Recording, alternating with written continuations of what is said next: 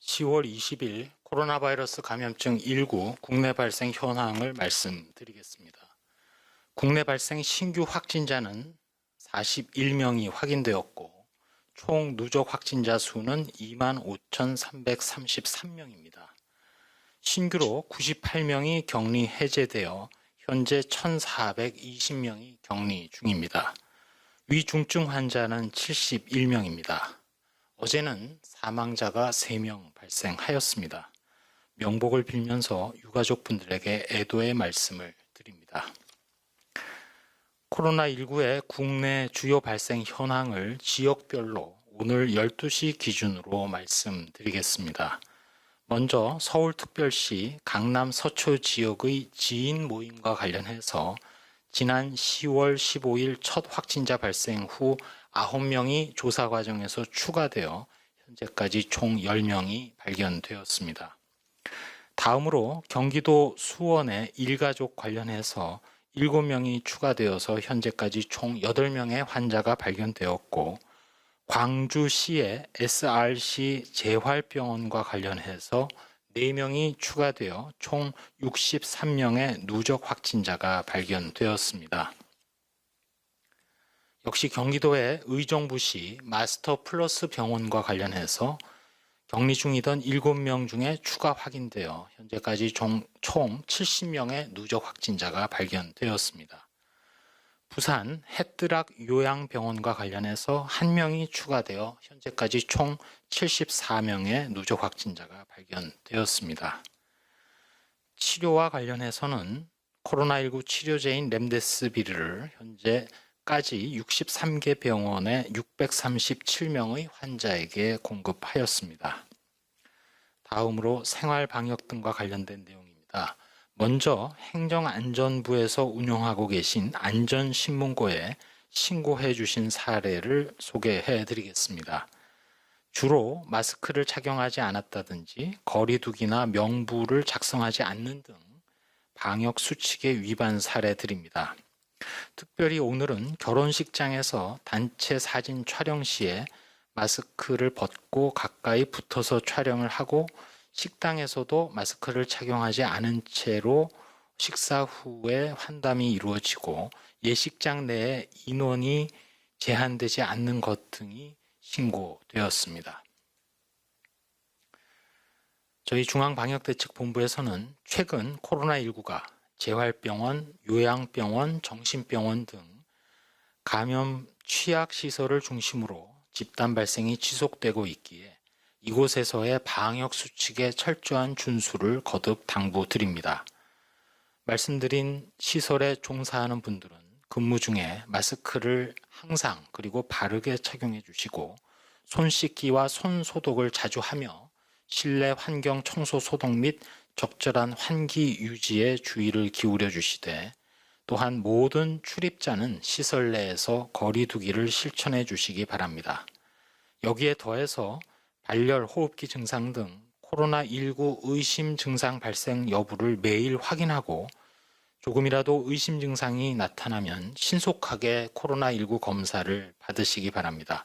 또한 종사자인 경우 의심 증상 발생 시 즉각 업무를 중지함으로써 시설 내의 동료 및 환자 등과의 접촉을 최소화하는 것이 중요하다는 말씀을 드립니다.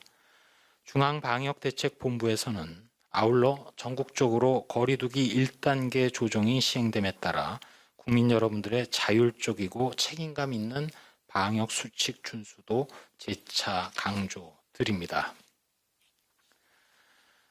불특정 다수가 이용해서 감염 확산의 우려가 있는 대중교통 그리고 집회나 시위장, 감염 취약계층이 많은 의료기관이나 요양시설, 주야간 보호시설 등에서는 거리두기 단계의 구분 없이 마스크 착용이 의무화되기 때문에 마스크를 착용하지 않거나 올바르게 착용하지 않는 경우에는 계도 기간을 거쳐서 위반 당사자 및 관리 운영자에게 과태료가 부과된다고 말씀드립니다.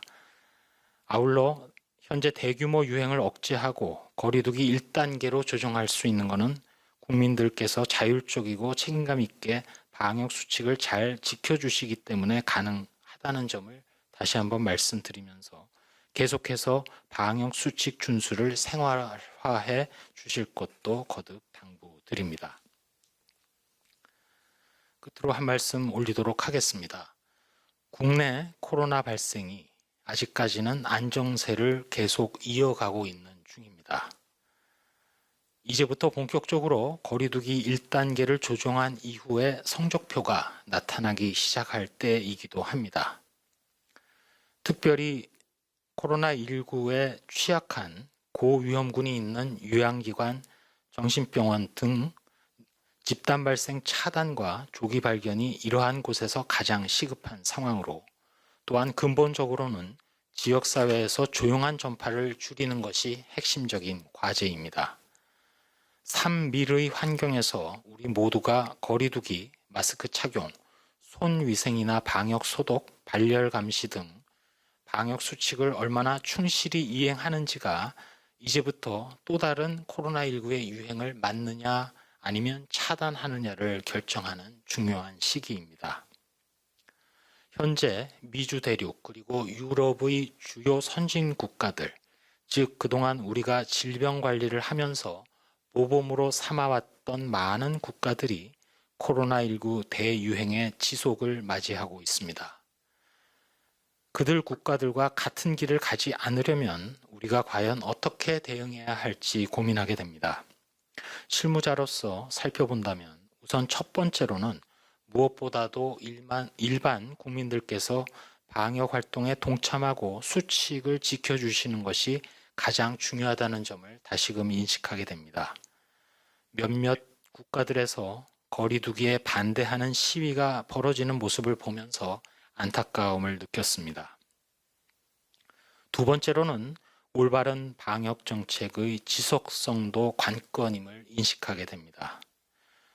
어떤 동유럽 국가에서는 처음에는 선두에 서서 마스크 착용을 계속 실시하다가 중간에 소홀히 함으로써 다시금 큰 유행을 지금 맞이하고 있는 사례도 우리에게 교훈을 줍니다. 세 번째로는 통일된 메시지의 중요성을 인식하게 됩니다.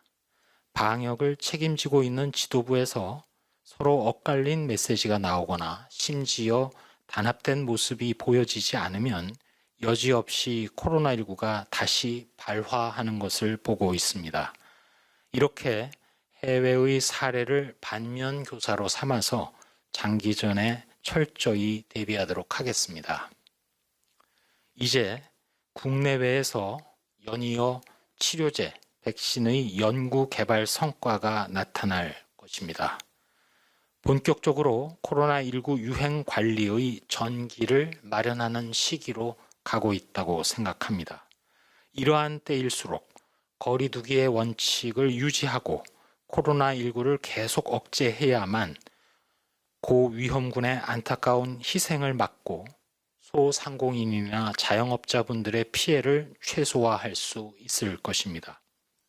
그러면서 앞으로 개발되고 또 확보될 백신이나 치료제의 안전성과 효능을 실제로 살펴가면서 안정적으로 코로나19 백신 접종을 준비할 수 있을 것입니다.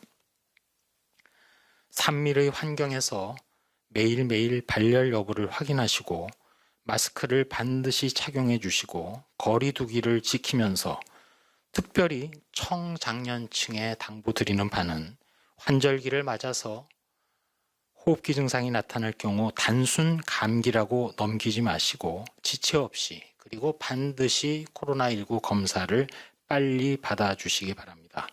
이러한 방역 원칙의 준수를 거듭 당부 올립니다.